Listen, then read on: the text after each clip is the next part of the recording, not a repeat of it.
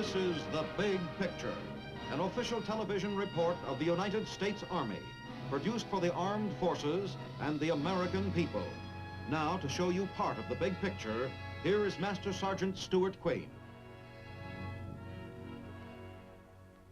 The United States Army, as almost everyone knows, is placing an ever-increasing emphasis on guided missiles. Projectiles which can deliver deadly conventional or atomic warheads to enemy targets hundreds or even thousands of miles away.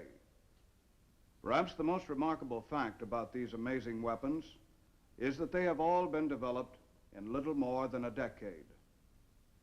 The guided missile age announced itself to the free world in 1944, when German guided missiles began a reign of terror on the city of London. Over 17,500 explosive-laden missiles fell on London within a year. The first of these German guided missiles was the V-1 Buzz bomb, jet-powered and traveling 400 miles an hour. Within a few months, the V-1 was followed by the now famous V-2, which traveled at 3,500 miles an hour. There was no effective countermeasure. Fortunately for the Friends of Freedom, Nazi Germany got her missiles into operation only after the course of the war was already decided. She did not have time to make full-scale use of her technological achievement. And there was one other thing she did not have. The Germans did not possess nuclear warheads for their missiles. If the Nazis had had this, the war might have taken a different course. The combination of nuclear weapons and guided missiles have, in a very real sense, revolutionized our concepts of warfare. We have entered a new era, but it is not an era of push-button warfare. For to function, one of these new weapons requires more soldiers, better trained, and more highly skilled than any other weapon in the history of war. It is an era both of missiles and of missile men. Today, our big picture cameras will take us to 3 of the major centers in which the Army's missile men receive their highly specialized training. Among the most important of these centers is the Artillery and Guided Missile Center at Fort Sill, Oklahoma. The guided missile in the Army arsenal is actually a modern form of artillery, an explosive projectile to be directed at distant enemy targets.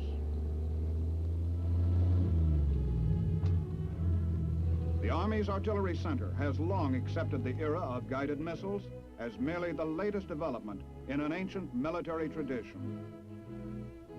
Here on Fort Sill's many thousands of acres of hills and valleys, training is in progress on artillery weapons of every conceivable variety.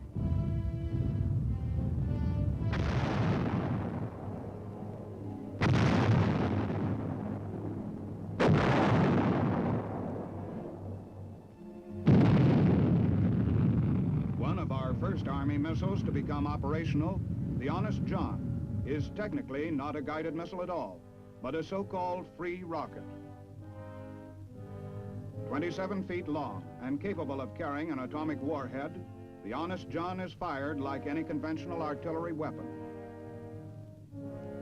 Once launched, the Honest John is completely on its own, not unlike an artillery cannon shell.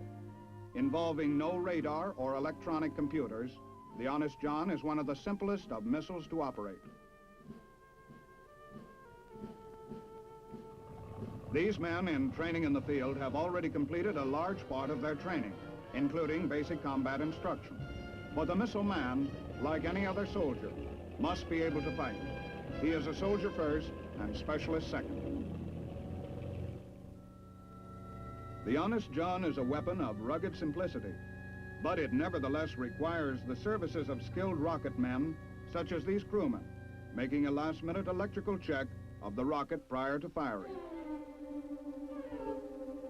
The Honest John is emplaced and prepared for firing in the manner of any conventional artillery weapon. Because of its range and great destructive power, one Honest John can today provide the military commander with artillery firepower equivalent to the firepower of many batteries of conventional artillery.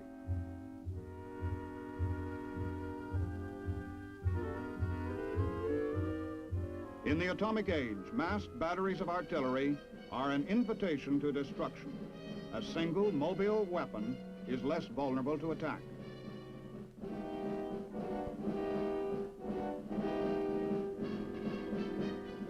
One of the Honest John's great advantages as a weapon of war is the speed with which it can be set up and fired. But this, too, requires expert teamwork on the part of her crew. In a moment, one of these student missile men will make a quick downward thrust on the handle, and 3 tons of supersonic destruction will be on its way to the target.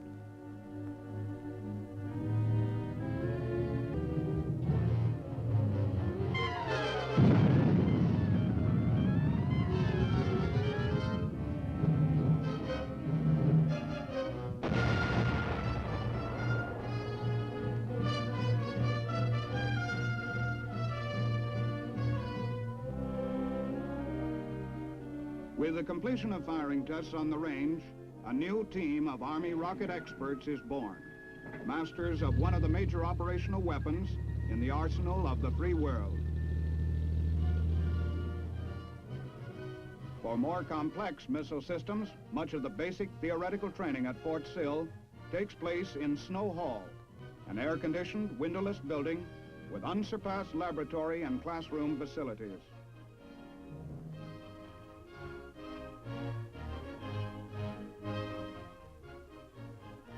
Applied mathematics plays a major part in missile work. The missiles themselves would be little more than spectacular toys unless guaranteed to hit their targets. Missiles are, in fact, remarkably accurate, an accuracy which stems in large measure from the classroom and laboratory work of the fledgling missile man.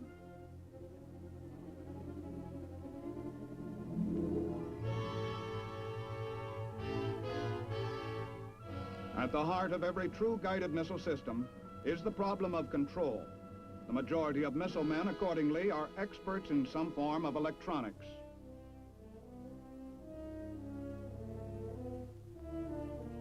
Radar, developed as a detection device for enemy aircraft in World War II, is today a vital part of many guided missile systems.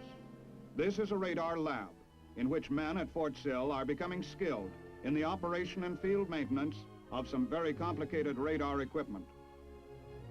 It cannot be said too often that the real secret of guided missile systems is in their control. These missile men must become expert troubleshooters, able to instantly find and replace the faulty circuit or tube without which their missile could not function. One of their instructors is here creating such a faulty part. Their job is to find it.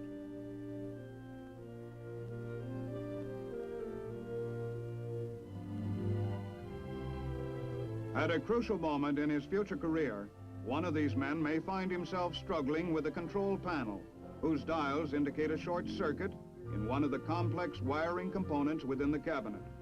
He will find the trouble and find it quickly because of the days spent at Fort Sill, where theory is followed by practice, a lot of practice, and the end result is a thoroughly trained and competent technician.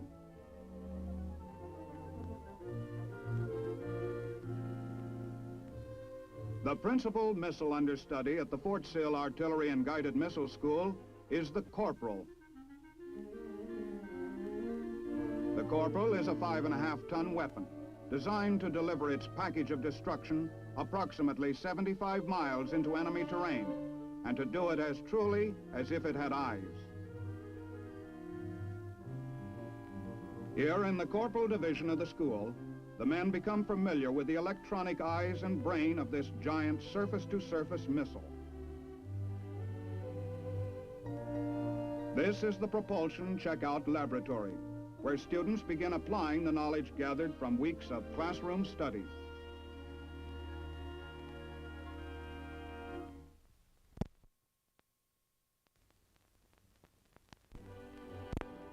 Fort Sill provides training in all technical parts of the corporal, as well as dry run training in practical techniques of launching. Even the thousands of acres of Fort Sill ranges, however, are not enough for the firing of this long-range weapon. For the final test, therefore, a trip is made to the missile range at Oro Grande. This is the final test of the students' proficiency as a team. If they succeed, a new corporal battalion will have been created to take its place alongside other corporal battalions overseas, guarding the frontiers of the free world.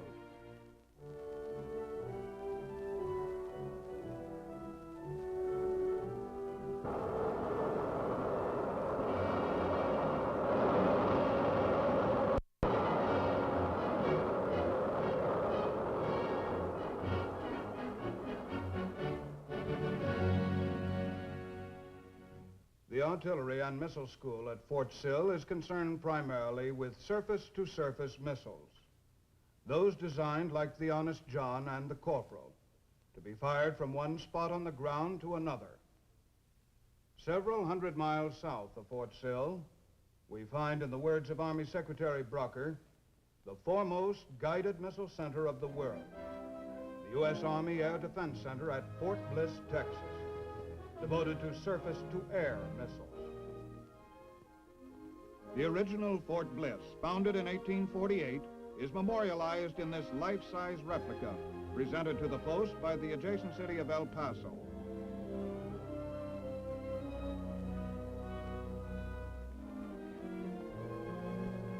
Long a center for cavalry troops, Fort Bliss has become the anti-aircraft missile and artillery center of the United States, with extensive firing ranges and maneuver areas.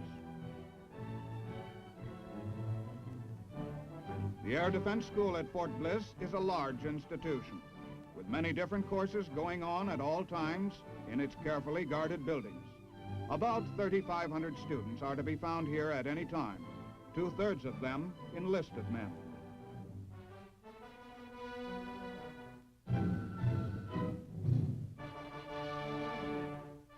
There are a variety of courses, ranging in length from 8 weeks to 43 weeks.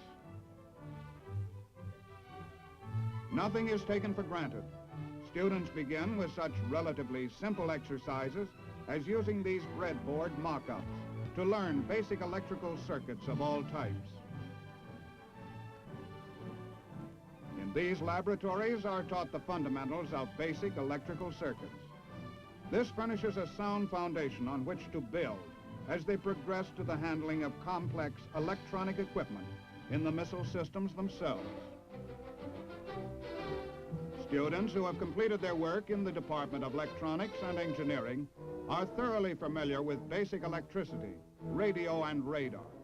They are then ready to enter the Department of Guided Missiles for the more advanced and highly specialized training in the maintenance of the critical electronic parts inside the missile, the brain by which Nike responds to signals from her ground control vans. While the electronic specialists-to-be are busy in their classrooms, other selected men are taking courses in mechanical maintenance.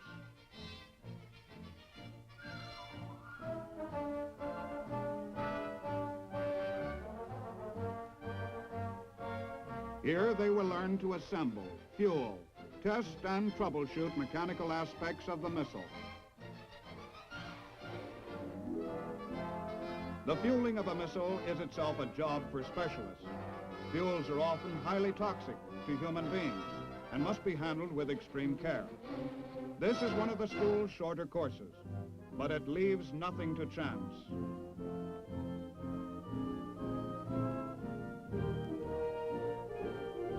While the Air Defense School is busily training maintenance personnel, the 1st Guided Missile Brigade, also part of the Fort Bliss Air Defense Center, has been conducting a training program of its own. This is an 8-week program whose graduates will be the key operators in the Nike unit about to be created.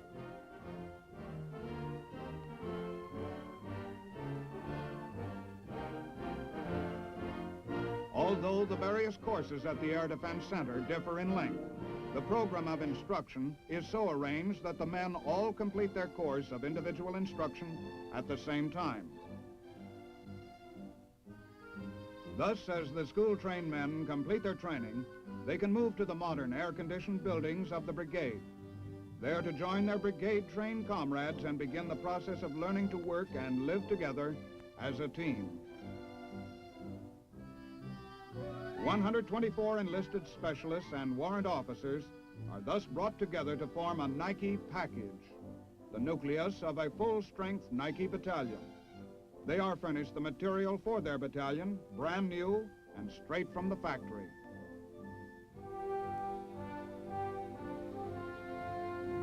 The addition of new electronic equipment to the field of combat does not lessen the need for trained soldiers.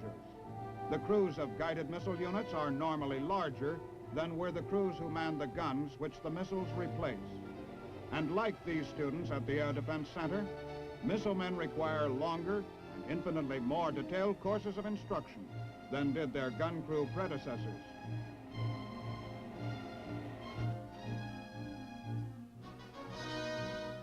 Radar, which came into existence during World War II for use in air raid defense, is now an integral part of many guided missile systems. Radar finds the approaching target and subsequently provides the missile's electronic brain with the information necessary for a successful intercept. The missile man assigned to radar has a job as important as any assignment in a guided missile organization. For the final step in their training, the fledgling battalion now spends several days on the Air Defense Center's new McGregor range for actual firing practice with their weapon.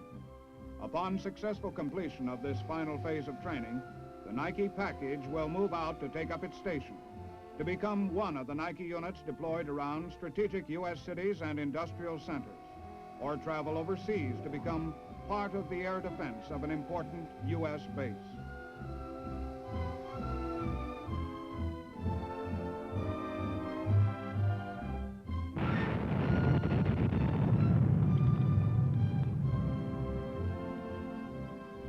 Through our big picture cameras, we've seen Army missile men in training at two of our major missile centers, the Artillery and Missile Center at Fort Sill, Oklahoma, and the Air Defense Center at Fort Bliss, Texas. Each has its specialized role in your Army's guided missile program. So also has a third missile center, the Ordnance Guided Missile School at Huntsville, Alabama.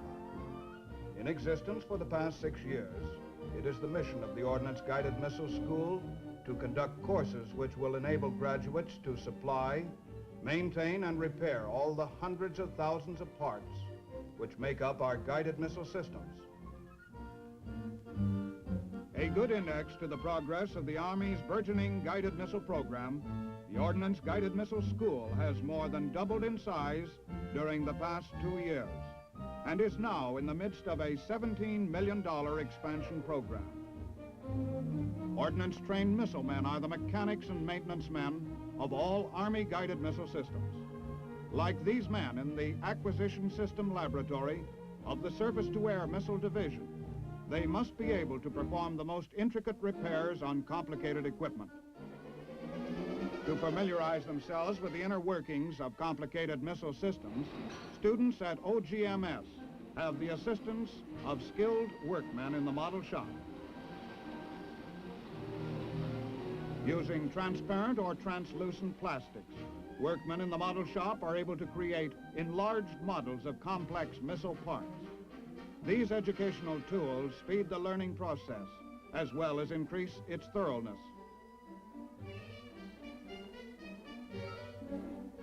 This is probably as much fun as it looks, but it is education, not recreation.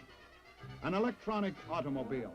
This model is equipped with a program tape which governs its movements much as the roller operates a player piano. The model is used at OGMS to demonstrate an important principle in missile guidance. Here is a demonstration of a somewhat different nature. The missile is a Corporal surface-to-surface missile, and the test, instead of a dry run, is a wet run. Students in the Corporal Maintenance Supervisor's course have fueled her with water in place of her normal complement of highly volatile liquids, thus providing a safe but adequate test for both themselves and the missile.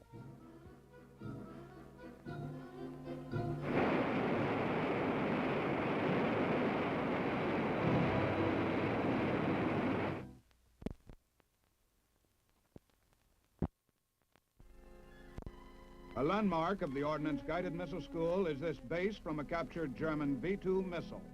It forms the center of a spectacular exercise in firefighting. Using a mixture of gasoline and oil, instructors in the school create an accurate simulation of a malfunctioning missile. A student firefighting team moves in to bring the emergency under control.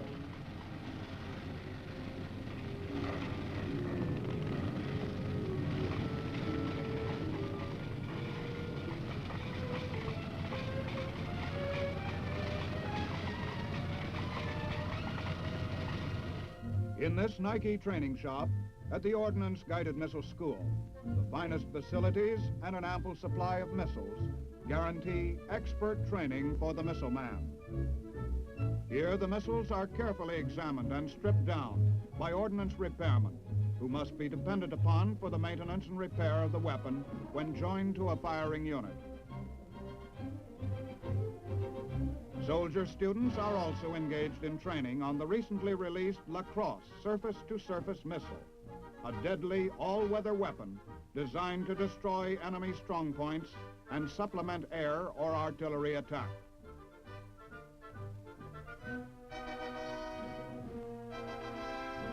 These students are learning the ins and outs of the Lacrosse in order to design courses of instruction to be taught at OGMS in the near future. This will be the next new missile course instituted at the school. Others are still under wraps and are of a classified nature. Most of these men, shown here mating the wings to the missile body, will be utilized as instructors once the course is finalized and becomes a full-scale part of the OGMS curriculum. One of the latest additions to the Army guided missile family is the Redstone. As the Jupiter A, it was also the forerunner of the intermediate range Jupiter C, which recently achieved distances of many hundreds of miles.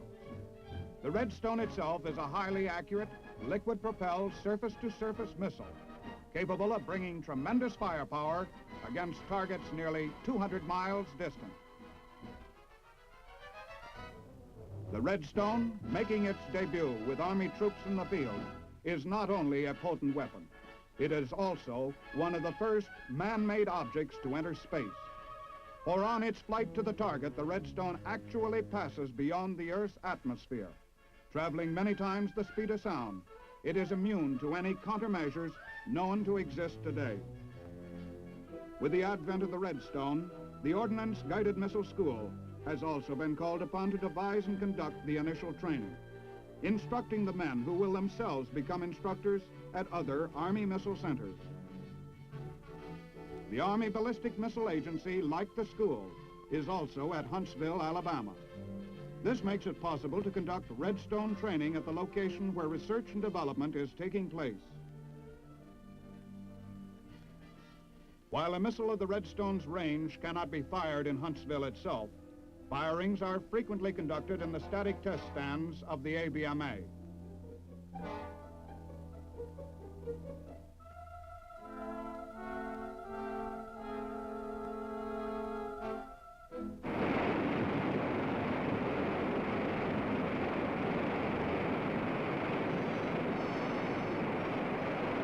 Four, 3, 2, 1.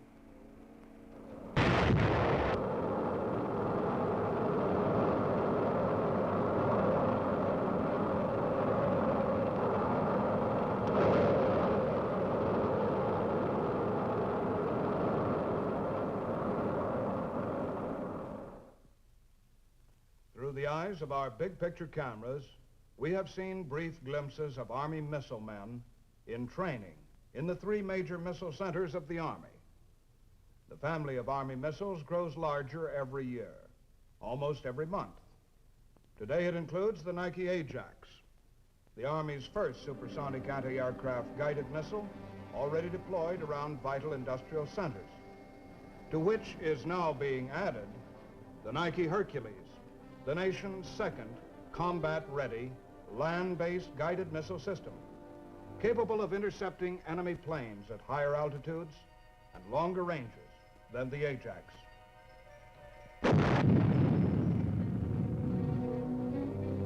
The The Hawk, a surface-to-air missile designed for the destruction of fast, low-altitude enemy jets.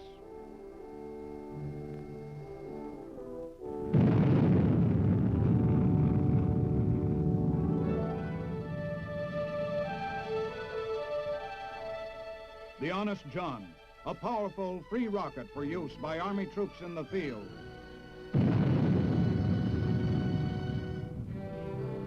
And the Little John, a medium-range rocket only 12 feet long, but packing enormous explosive power. The recently developed La Crosse, a highly accurate, all-weather guided missile for use by troops in the field, replacing or supplementing conventional artillery.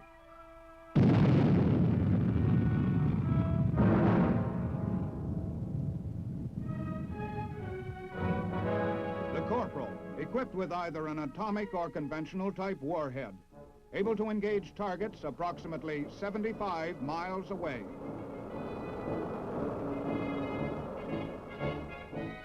The Tiny Dart, a guided anti-tank missile for use by frontline troops, which can deliver its warhead against enemy armor with pinpoint accuracy.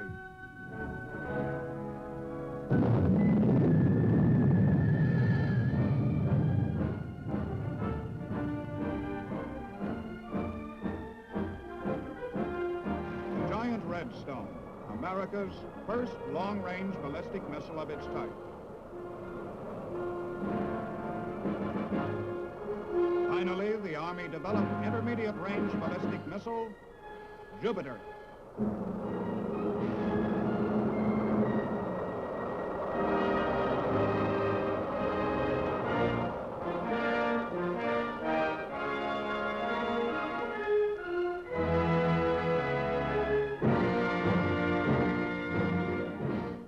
Big and rapidly growing family.